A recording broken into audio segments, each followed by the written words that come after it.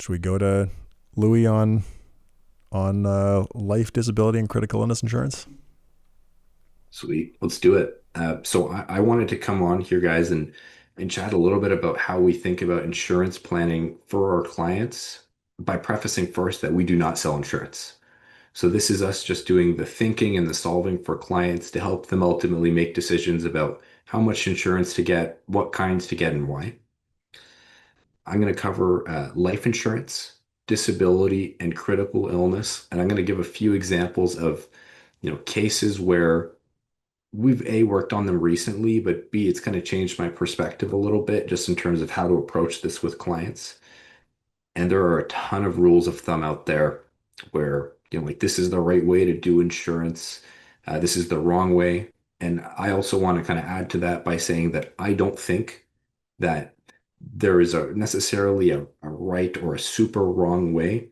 I think the way we do it is awesome because we do it in the context of our clients' financial plans.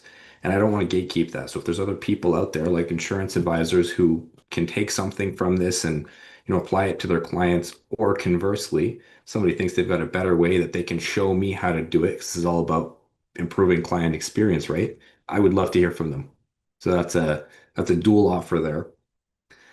And my final remark before I get started is that we firmly believe that financial planning is a process and not a finished product. So this isn't one of those things where you look at insurance, you solve the problem, and then you never look at it ever again. Because ultimately, we build a financial plan for somebody based on a set of assumptions about their lives today.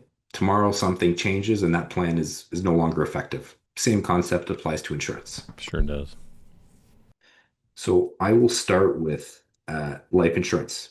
And this is one that really stands out to me, just given this kind of shift and specialization that we've really built, at least with the couple of colleagues that I'm with, in terms of working with incorporated professionals and doctors and dentists and you name it. And they are like the prime target for life insurance pitches. So I've had a number of these conversations. And for those who are less familiar with how life insurance works, in simplest form, it's basically an agreement between an insurance company and some other party where if you pass away during maybe a period of time or sometime over your life, that insurance company will pay a lump sum benefit to you or your beneficiary, whatever that looks like, in exchange for these monthly costs or annual costs. And it could be as cheap as like $10 a month, and it could be as expensive as tens of thousands a month. So this is why it's just so important to get this right from the get-go. And there's also going to be there, I've kind of simplified what insurance might look like, but there's all these little nuances like should I get temporary, should I get permanent, should I get insurance with an investment component? How does that change how much it costs me? I'm just going to start by focusing on kind of these four key steps that we follow for every one of our clients. And step one is to build that initial financial plan that looks at all of their objectives, all their values, all their goals, and it really just maps it out for them. This is like the best case version of their plan, where if there's two spouses, they live long lives and they're in good health and they can do everything they want to do. So once we've done that, this is kind of grim to say, but we build survivorship models where each of those spouses aren't around anymore and their portion of income that was going towards saving goes away and CPP gets reduced and old age security disappears. And it's dark to talk about and it's not a fun conversation, but it's important.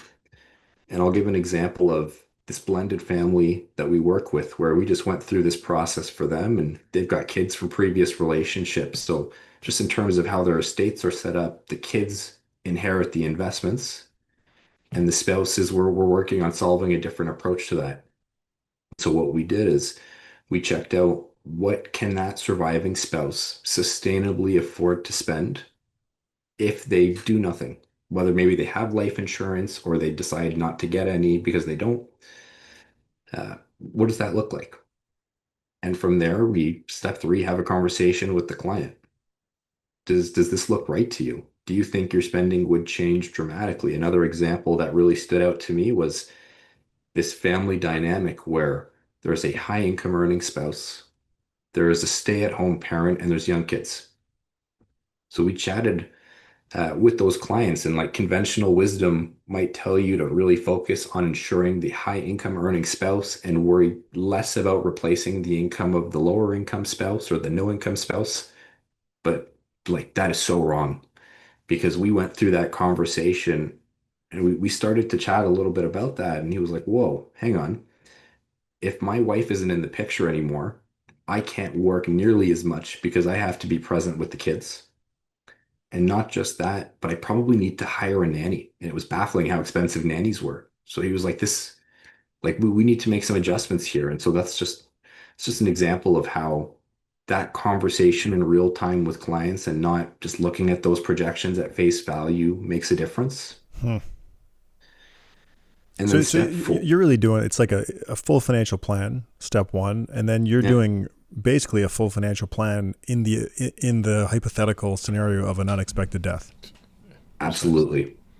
Absolutely. We look like, if your spouse passes away, do you want to still retire at the same time? Do your objectives about, helping your kids change? Hmm. Do you invest differently? Like it's a full financial plan for every version and we dive pretty deep. But my favorite part about doing this in the context of somebody's financial plan is it's one thing to look at insurance in isolation and say, this is how much I think you should have. It's another to do it in somebody's plan because ultimately, if a spouse passes away and there's insurance, that's a lump sum benefit that they get today, right? And they invest that money. So it would be kind of crazy to, in my opinion, to figure out or try to tell somebody how much insurance they might need without accounting for volatility if that money's invested. So we get to stress test it in our planning software, understand how market volatility impacts your ability to support yourself with that insurance. So we're taking it one step further that like really puts the bow on this for me just in terms of knowing that our clients have a well thought out insurance plan.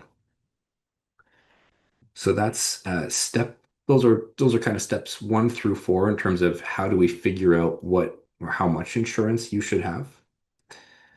The other consideration here is, do I need cheaper insurance? So that's typically temporary that expires after a period, or do I need more expensive permanent insurance that is guaranteed to pay out at some point? And maybe it has an investment component, maybe it doesn't. When I think about the reasons that clients come to us to get insurance, it's usually about paying off debt. It's about replacing somebody's income until they get to retirement. It's about making sure that if there's an expense for education, as an example, that that gets met when the time comes for that. Um, it is so rare that somebody comes to us and says, I have an insurance problem or I have a need. How do I solve it? And the answer is permanent life insurance. It's just that's not a diss against permanent life insurance by any stretch. I actually think that it's a fantastic way to transfer wealth to the next generation, do charitable giving at death, create liquidity for an estate if there's a major tax bill to pay and you don't want to sell an asset or maybe can't. I think it's an awesome approach to some types of planning, but it's not really the planning that like 99% of Canadians need. So that's life insurance for me. Do you guys have any questions? That's a great way for permanent life insurance. I think you're right that there's in that 1%, there are some really great use cases, and it's specific tax properties and legal properties make it a really interesting tool. But it is in like 1%, maybe even less of cases where it does make sense, and but it's probably sold in 80% of cases or something. I can't even begin to tell you how many clients we work with who bought insurance, permanent whole life insurance before they came to PWL, and they're like, "How do I get rid of this thing? Like this is destroying my cash flow. The investment returns aren't as they're marketed.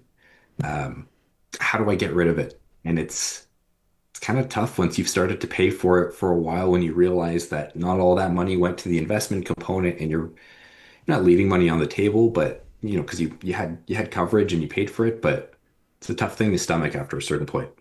Yeah, I don't have any questions. It's really cool to hear. I've been out of the front line financial planning team at PWL for years now. So it's cool to hear how you guys are You, doing you and me insurance needs. both. Yeah. You know, I've Cool. always Well, believed, and I know you talk about disability next, Lou, but yeah. cost, when I used to sell disability insurance ages ago, cost would always often come up. It's one of those things where the more it costs, the more you need it, right? Like you can't afford it, you can't afford not to have it. I mean, definitionally, right? That's especially true with disability insurance. It's so true, and it's such an important coverage that I find so simpler to think about when to get it, how much you need, and why. But it's just one of those hurdles because of cost sometimes where it doesn't always shake out the way that we'd love to see it happen. But just kind of a quick summary on disability insurance. This is different than life where you get a lump sum payout. This is in the scenario where you become disabled. There's a monthly benefit that gets paid to you from the insurance company. If you're lucky, it goes to age 65, depending on the terms and conditions. Most employers now offer it in their benefit packages, which is great. Sometimes you'll see different definitions for what disabled means to a certain insurance company, and that could mean your coverage being turned off pretty abruptly. And with this kind of coverage, I am less focused on what is the amount that you can get from an insurance company because it's pretty standardized in Canada. It's usually most insurance companies will replace two-thirds of your income and not more than that. So what we're really looking at are the terms and conditions of these kinds of policies. And one scenario that we came up with or came across pretty recently was uh, this client who works in high tech, young guy, really successful. He's got disability insurance through work.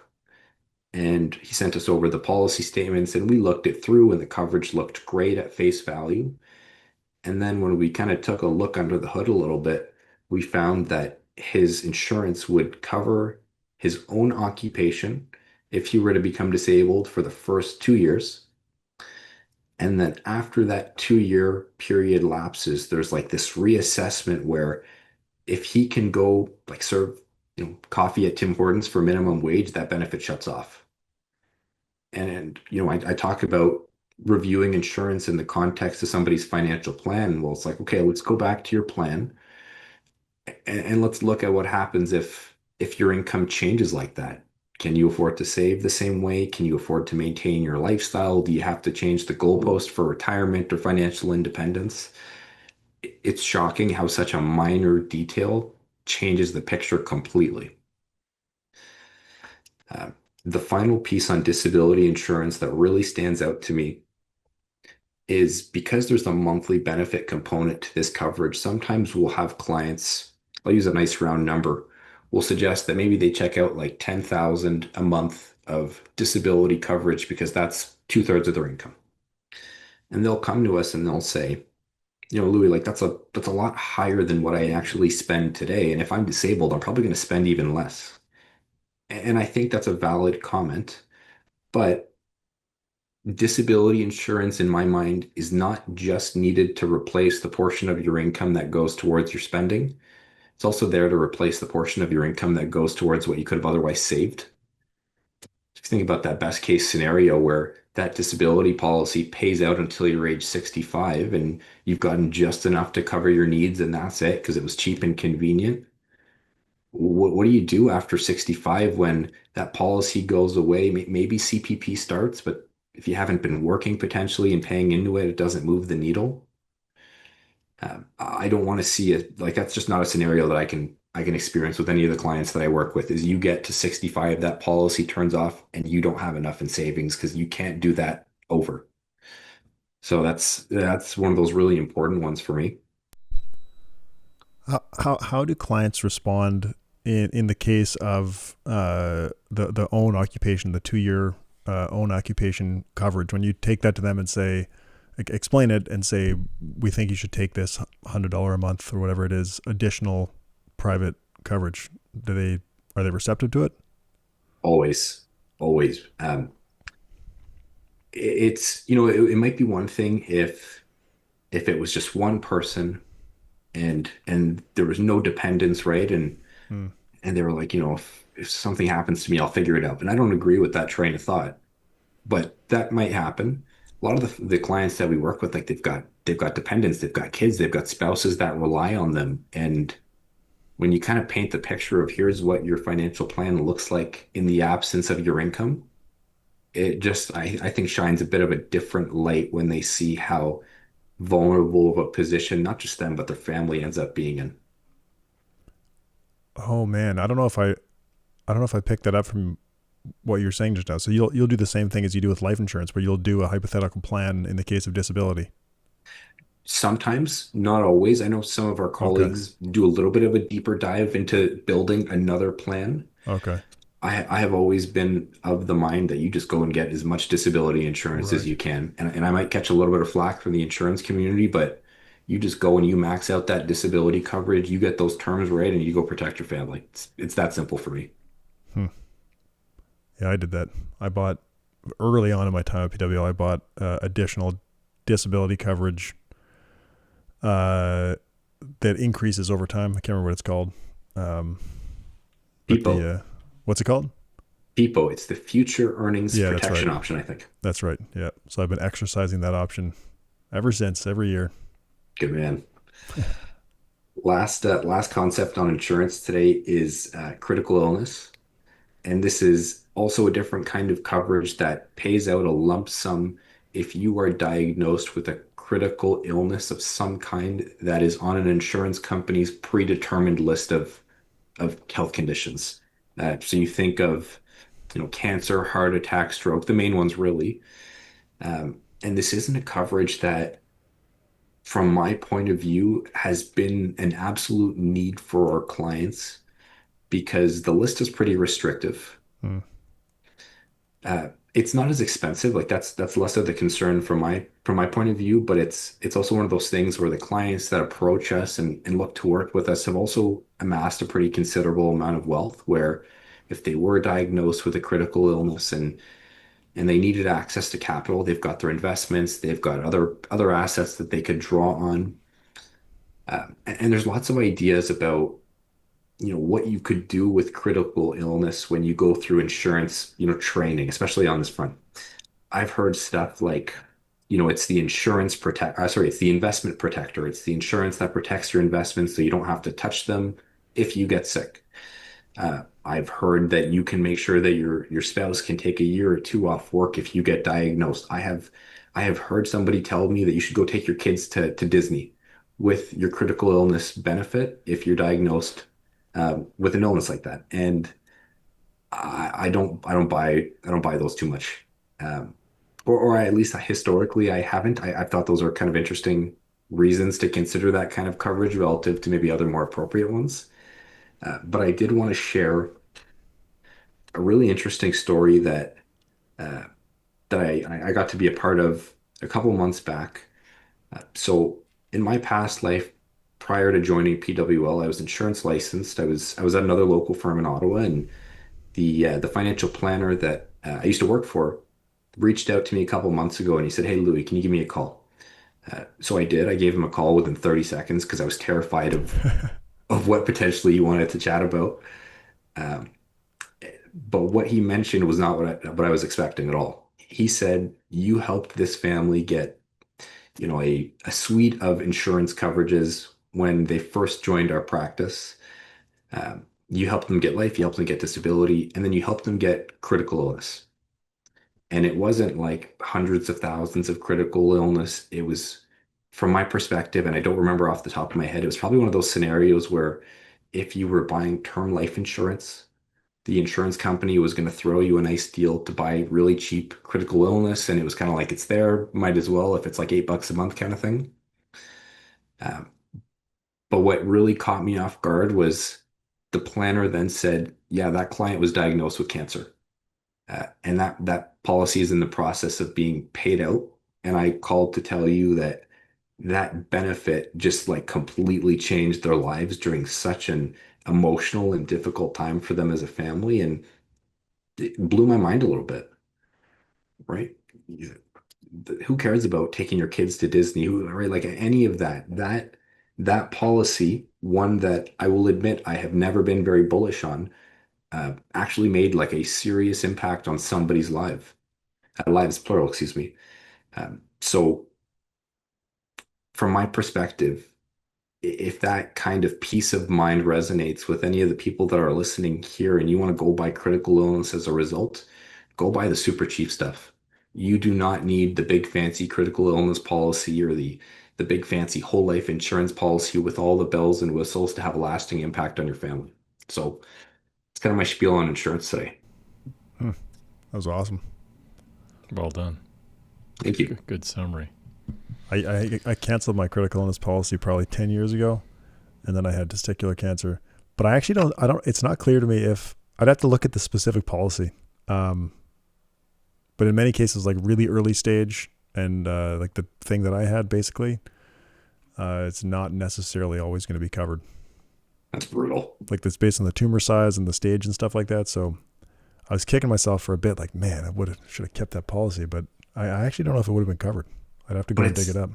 that's so intense, right? Like you're like in this new unknown world where you've got testicular cancer and it's like I've got to figure out the size of the tumor. Like what? What? Like just pay me out or like why did I even buy this? It's crazy. Yeah. Well, didn't have to worry about it because I canceled it years ago. I decided it didn't make sense for my situation.